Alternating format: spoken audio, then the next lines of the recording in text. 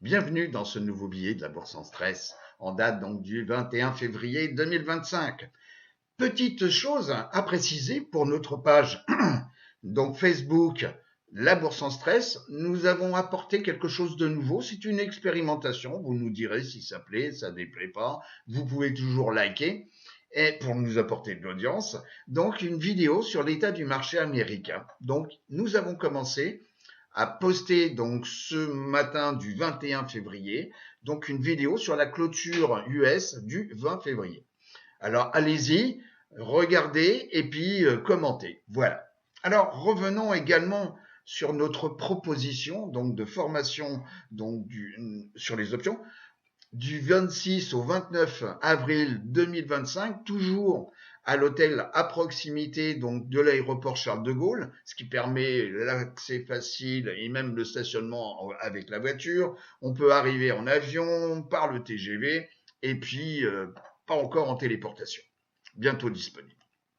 Alors dans cette formation, donc niveau 1 parce qu'il y a un niveau expert, voilà, c'est pour ça qu'on l'appelle niveau 1, donc c'est 4 jours, donc samedi, dimanche et lundi, mardi, qui nous permet donc d'avoir accès au flux, donc à pouvoir intervenir en live sur donc des trades sur le marché américain concernant les options ou même les stocks si on fait du coverage call. Donc il y a 3 intervenants, Michael que vous connaissez, José et moi-même. Effectivement, on intervient d'une façon peut-être différente, ce qui veut dire, et nous avons des caractères différents, ce qui veut dire qu'on couvre un panel de caractères et de personnalités assez large par rapport à ceux qui sont tout seuls. On étudiera donc les options, les calls, les puts, les stratégies les plus utiles, parce qu'effectivement, on peut élargir donc avec plein de possibilités et compliquer à l'extrême donc le trading sur les options. Mais croyez-moi, plus c'est simple et mieux on comprend et généralement mieux ça marche. Alors, on fait également des cas de réparation. Vous verrez avec José, il a un cas qui est fabuleux avec Boeing, où effectivement ça peut arriver. On se fait assigner, alors tout le monde a peur des assignations, on a l'impression que c'est la punition. Non, ça peut être également une opportunité, et croyez-moi. Et José vous montre vraiment, puisque c'est une opportunité, il a gagné de l'argent alors que au démarrage c'était franchement perdant. Vous verrez. Le money management, très important, très peu vous en parlent. Effectivement, quand on voit certains youtubeurs qui vous disent tiens, je fais ci, je fais ça et tout, si jamais le marché se retourne, mais ils vont se prendre mais des franchement. Et bon, alors je sais comme quoi la pas du gain. Et ça, c'est le gros problème, c'est la pas du gain. Les gens, ils ont l'impression que le trading, les options, les stocks, c'est un distributeur de billets. Voilà, tous les jours. Eh ben non, tous les jours, la machine ne vous distribue pas de billets. Eh oui. Et puis, la marge, eh oui, ça c'est la marge du broker. Et puis, la valeur liquidative nette. Eh oui, ça c'est des notions à bien comprendre pour bien gérer, pas vous mettre en risque. Ça aussi, on vous l'explique entre le risque portefeuille et le risque sur une position. Eh oui, mais ça, on est les rares et les seuls à en parler, croyez-moi. Et puis, les screeners, on verra effectivement où aller chercher des bonnes positions, la logique. Et les screeners sont pas forcément, en tous les cas, aux US, ils sont nombreux et ils sont pas tous payants. Alors, se former, pourquoi? Vous savez, ça fait plus de 20 ans que je fais du trading et toutes les bêtises, je les ai faites. Donc, je peux dire comment on peut perdre de l'argent. Ça, c'est très facile. Mais comment en gagner? Eh ben, effectivement, ça aussi, ça s'apprend. Voilà, tout simplement. Et ne pas être un mouton dans un marché qui vous manipule, qui vous fait croire comme quoi c'est une opportunité. Non, l'opportunité est pour ceux qui encaissent votre argent. Voilà, puisque vous leur donnez votre argent. Alors, j'en parle depuis plusieurs fois, mais croyez-moi, c'est à partir de quand il faut investir. Et plus c'est tôt, mieux c'est. Imaginez que tous les ans, vous investissez 5 000 dollars. Chaque année, on travaille à constant, parce que sinon, après, ça devient extrêmement compliqué. Vous avez un taux de rentabilité de 8% annuel. Bon. Et bien entendu, tous les gains, vous les laissez. Ok, donc le gain, Donc, si vous avez 8% sur les 5000 déposés l'année dernière, bah, vous réinvestissez tout. Et là, vous avez donc, à l'âge de 65 ans, c'est au moment où vous faites le bilan de votre compte, et ça, c'est à partir de l'âge où vous commencez à économiser, à faire du trading à 8% par an. Et bien, vous voyez comme quoi, si vous commencez à 25 ans, à l'âge de 65 ans, je répète, 5000 euros par an, 8% de croissance de votre portefeuille en moyenne, eh ben vous aurez 1 295 000 dollars. Bon, alors si par contre vous commencez plus tard, imaginez, vous commencez à l'âge de 40 ans, 5000 chaque année, 8% en moyenne, eh ben vous aurez à l'âge de 65 ans 365 530 dollars.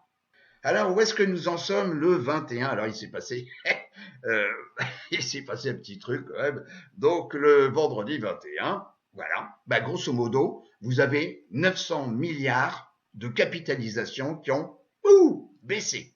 Quand vous voyez, donc là, c'est un panneau hein, où on voit les plus grosses capitalisations. Microsoft, j'arrondis 2%, 4% pour Nvidia, voilà, Apple, c'est lui qui a le moins baissé, en tous les cas sur la session de vendredi. Google, moins 2,70%. Bon, Tesla, bon, bah là, la chute, elle continue un petit peu. Walmart,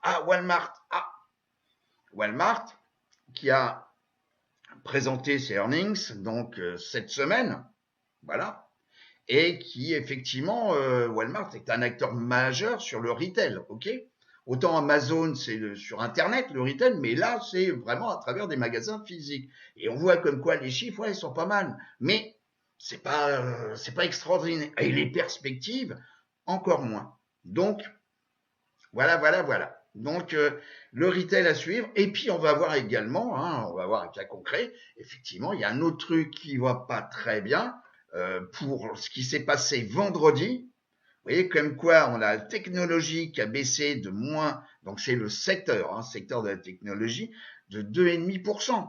Bon, ici vous avez les consumer services, excusez-moi, communication services, donc moins 1,67 simplement sur vendredi. Et sur la semaine, eh ben ici, vous avez la performance sur une semaine. Vous voyez comme quoi la XLY, un consumer cyclical, a pris une sacrée baffe. Vous voyez, sur le mois, on est à 3,30.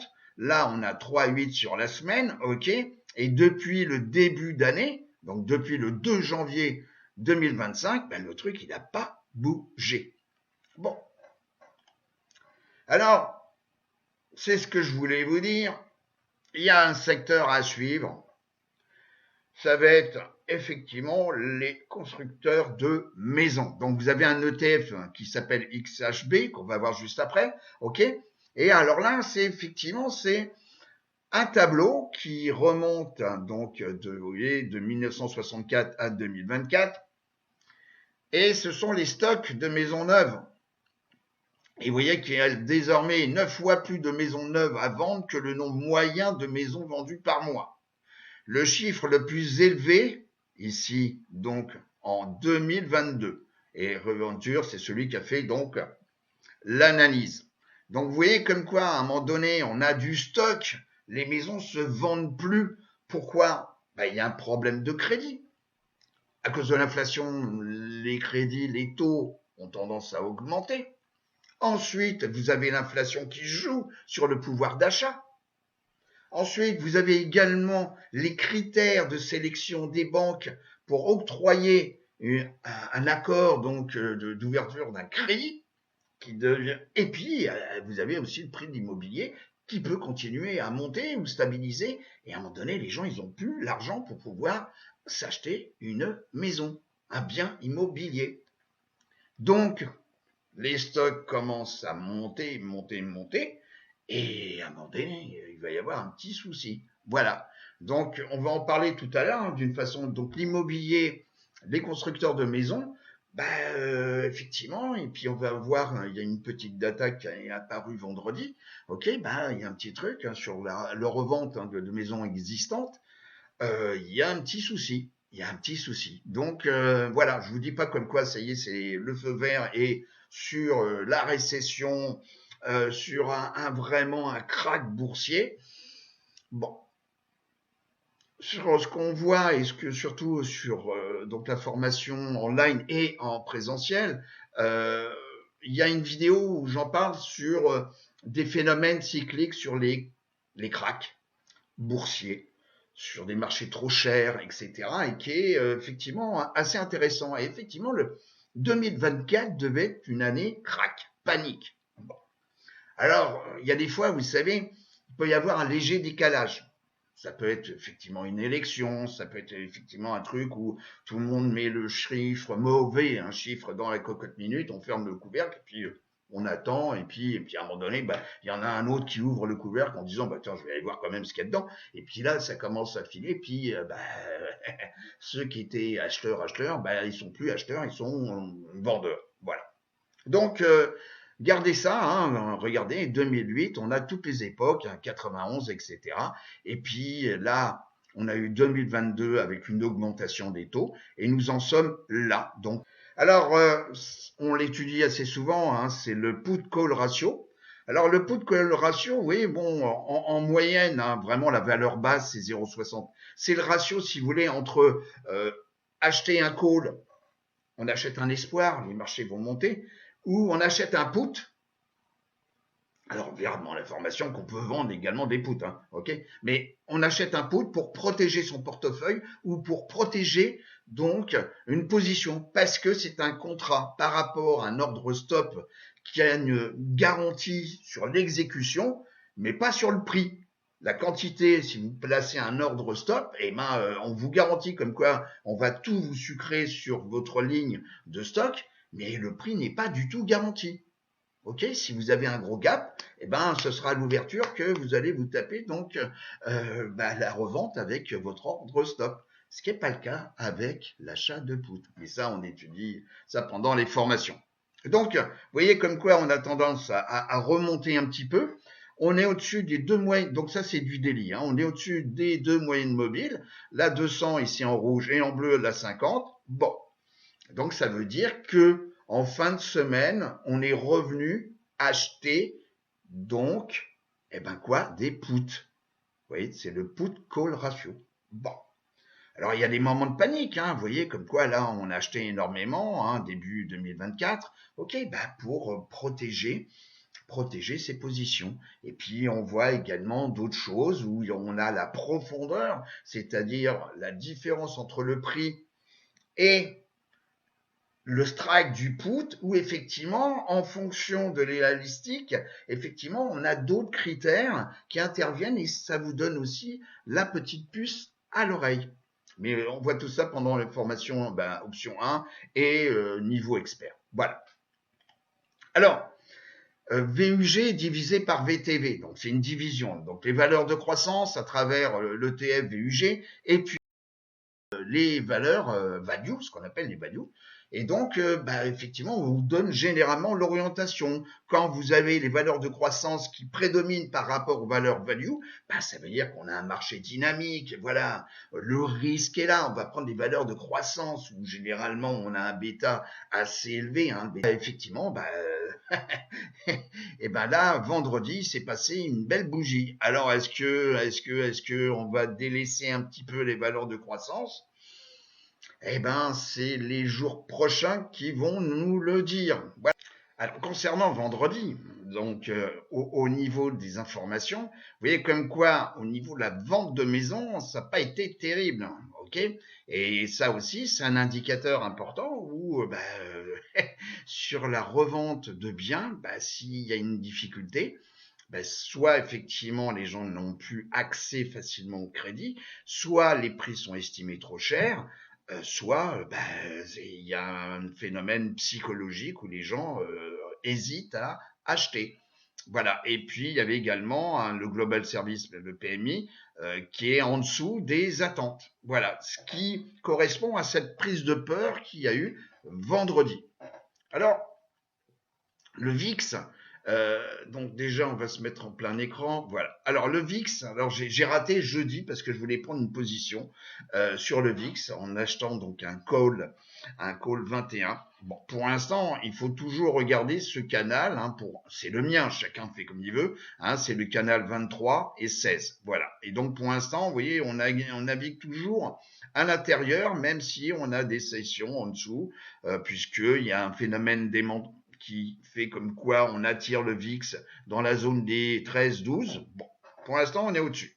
Donc le SP500, vous voyez comme quoi, déjà premièrement, pof, c'est clair, on vient tester directement la moyenne mobile. Alors, quand vous avez des zinzins comme ça, il faut toujours s'en méfier. Vous voyez, quand on a des zinzins comme ça, vous voyez, on essaye de booster parce que vous voyez, comme quoi, par exemple, ici, c'était mercredi, donc on a essayé de faire un nouveau plus haut.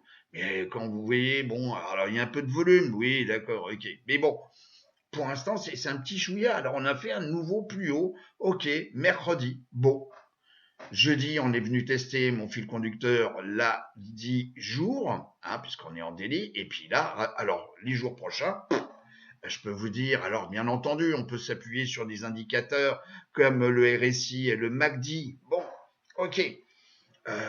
C'est vrai que bon, là, on est sous la zone de neutralité des 50. Ok, le MACD, on va peut-être. Bon, pour l'instant, on va attendre un petit peu. La semaine prochaine, on risque d'avoir quelques informations et entre autres, hein, je vous montrerai, il va y avoir des earnings et dont un est quand même relativement important. Si on regarde donc NDX, le Nasdaq 100, vous voyez, bon, je ne couperai pas, voilà. Donc vous voyez, même chose, on se rapproche de la 50. Bon, si nous regardons le Dow Jones Industrial, donc voilà,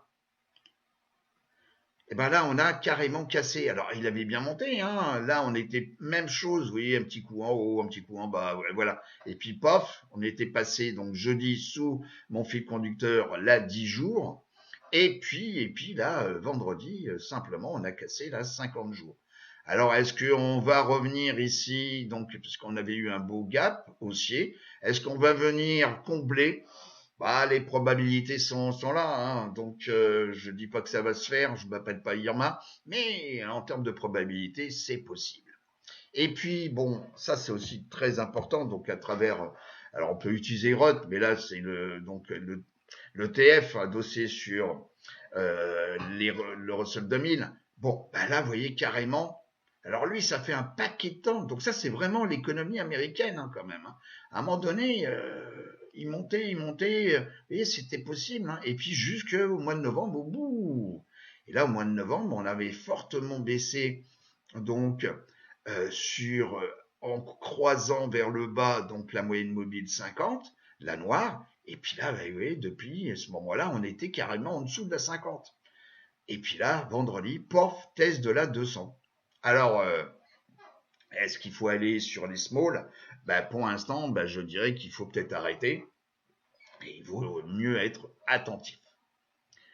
Les secteurs, alors les secteurs sur 6 mois, oui, on est sur 6 mois. Bon, bah là, on a quand même, vous voyez, donc le premier ici, on est donc les communications, services. C'est XLC, hein, c'est le TF XLC. Là, vous avez XLY, discretionary. Ici, ensuite, vous avez les financières. Bon, les financières qui, vous voyez, elles stagnent pour l'instant par rapport à celles-ci, hein, où effectivement, XLY avait fortement monté pour la fin d'année. Bon, ça correspond aussi aux cadeaux, machin truc, voilà. Et puis là où il faut regarder, c'est qu'on en a deux qui sont donc dans le négatif sur 6 mois. C'est XLB et ici, donc les matériaux de base, et puis la santé, XLF. Alors il s'est passé un truc. Donc déjà parce qu'il y a un nouveau, on va dire, un nouveau ministre de la santé aux États-Unis. Bon, Kennedy. Il y a eu également un problème avec Medical Care où effectivement il y aurait des problèmes de surfacturation avec bon et UNH a fortement baissé donc cette fin de semaine. Bon, d'ailleurs, vous voyez, on le voit directement ici. Là avec un alors bien sûr vendredi ça s'est rattrapé mais alors là Si vous voyez, ils ont tout lâché là. Hein. C'est le couteau, il a commencé à tomber. Et puis on est revenu tester ici. Alors la santé XLV, je vous le déconseille pour l'instant. Bon, je vous le déconseille. Les secteurs et sous-secteurs que j'utilise moi. Et cette semaine, ce qui a monté, bon, bah c'est l'énergie. Bon, bah 1,36% quand même. Ok. Alors faut faire attention avec l'énergie parce que le but, quand même, avec la nouvelle administration aux États-Unis, c'est de garder quand même un prix de l'énergie relativement bon marché pour éviter quoi? L'inflation. Pourquoi? Bah parce que si on augmente l'énergie, eh ben on augmente les coûts de revient. Voilà, tout simplement. Le transport, ça va augmenter. Bon. Là, vous avez dans XLU qui s'est comporté voilà, correctement cette semaine. On est à 6% quand même hein, depuis le début de semaine, depuis le début d'année. Voilà.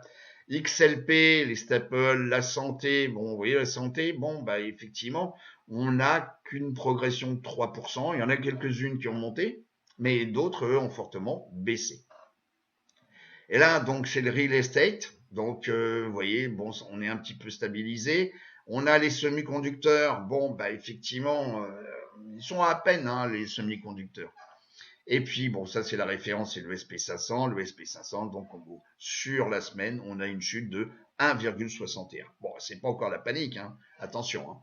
Et puis, la technologie. Et puis, le dernier, vous voyez, on a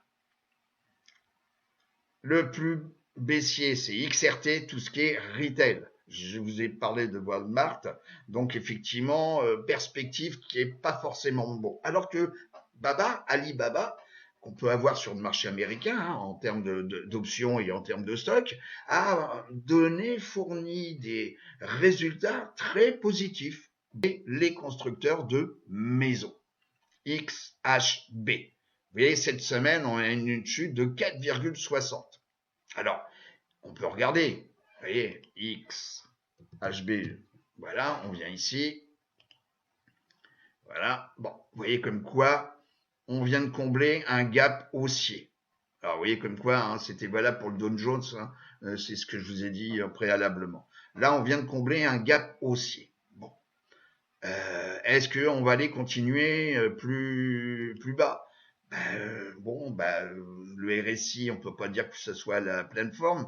Alors, faut toujours se méfier hein, des indicateurs dans les phases un petit peu en décroissance comme ça.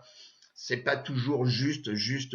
Autant sur des retournements, on peut dire comme quoi, ouais, mais sur les phases baissières, bon, pas tout. Alors, cependant, les niveaux clés, hein, donc c'est toujours l'attirance par rapport au prix. Bon, bah, il y a déjà le prochain qui pourrait être testé, c'est les 80, allez, j'arrondis 97 $ ici pour XHB. Bon, alors bien entendu, après, si vous voulez avoir XHB, bah, il y a ceux qui vont peut-être vendre des puts, ok, pour acheter à XHB à un bon prix, mais je leur déconseillerais un petit peu, même si la volatilité va dans le bon sens, puisque la volatilité est remontée, donc la prime encaissée va être plus importante. Mais méfiance. Secteur, on va regarder donc ceux qui ont le plus monté cette semaine. Donc ça, ce sont hein, des sous-secteurs qui sont agglutinés à un secteur principal. Et ça, ce sont ceux qui ont le plus performé cette semaine. Vous voyez, comme quoi, il y a ceux qui baissent et puis il y a ceux. Donc, il y a les revendeurs ici de médicaments. Vous avez les fabricants de drogues, donc de drogue, de médicaments. Ok, donc d'une façon générale, vous avez des utilities, donc ça c'est tout ce qui est diversifié, etc. Donc vous voyez comme quoi il y en a qui ont progressé cette semaine. Ok. Et puis ici, donc c'est ce qui s'est passé. Vous voyez, par exemple, les revendeurs de médicaments ont fortement baissé donc vendredi, donc de plus de 3,20%, enfin 3,20%. Tout ça avec UNH, ce que je vous ai montré tout à l'heure. Alors, ce qui est valable dans un sens est valable dans l'autre. Donc, on va voir ceux qui ont le plus baissé. Donc, je vous rappelle qu'il y a 144 sous-secteurs hein, au total. Hein. Donc, c'est tout ce qui est charbon. Ici, vous avez l'uranium. Vous avez le trucking, donc ça, c'est le transport. Les revendeurs, voilà, donc voitures et camions. Bon, Vous voyez comme quoi il y en a quand même qui se sont pris des belles gamelles cette semaine, et puis également dans la journée, vous voyez, de vendredi. Moins 6,50 pour tout ce qui est... Ah voilà, vous savez, c'est des trucs qu'on avait parlé il y a quelques temps, Michael, moi, voilà, il y avait un truc qui marchait bien, c'était ce sous-secteur pour la fin d'année, les indépendants power producers. Donc, tout ce qui monte bien, à un moment donné, baisse bien aussi, hein. Donc voilà, là, vous voyez, cette semaine, moins 6,21%. Alors, on continue. Donc, les plus grosses capitalisations. Donc, par ordre décroissant. Ça, ce sont les plus grosses capitalisations. Donc, en cette fin de semaine, la première capitalisation, c'est Apple. Deuxième, c'est Nvidia. Microsoft, Amazon, Google. Donc, les deux, hein, avec ou sans pouvoir de vote. Meta, Tesla, etc. Bon, Warren Buffett, voilà, etc., etc. Bon, et bien cette semaine, vous voyez comme quoi, par exemple, Microsoft a bien baissé, Amazon, moins 6, oui. Le retail sur Internet a fortement baissé et on voit bien comme quoi ici vendredi, ça a pris quand même une petite claque, voilà, etc., etc. Et puis Costco ici, hein, également qui est dans les magasins discount, donc dans le retail, vous voyez, hein, lui s'est stabilisé vendredi, mais d'une façon hebdomadaire, il a baissé de pratiquement 4%.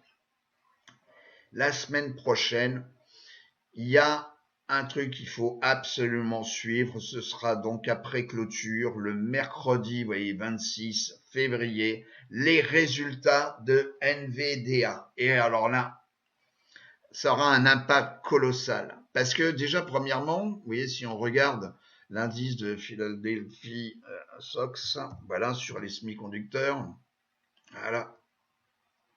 Vous voyez comme quoi déjà vendredi ça n'a pas été la fête et on vient également tester donc la 50D.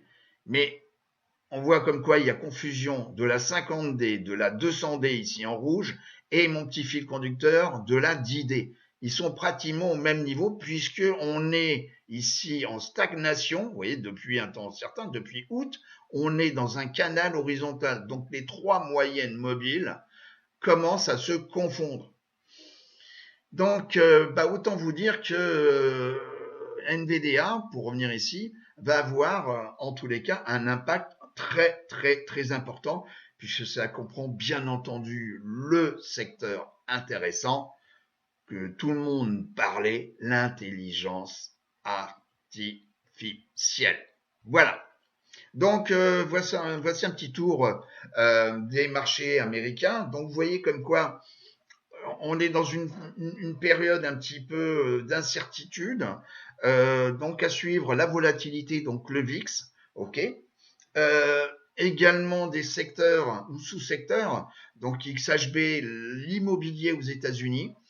Alors je sais que Michael donc a pris des positions short. Il y a peut-être raison, pas surtout, parce qu'on peut atteindre certains niveaux de support, mais en tous les cas, faites attention.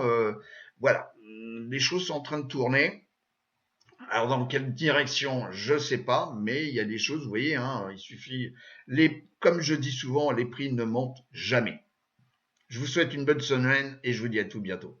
Ciao les amis.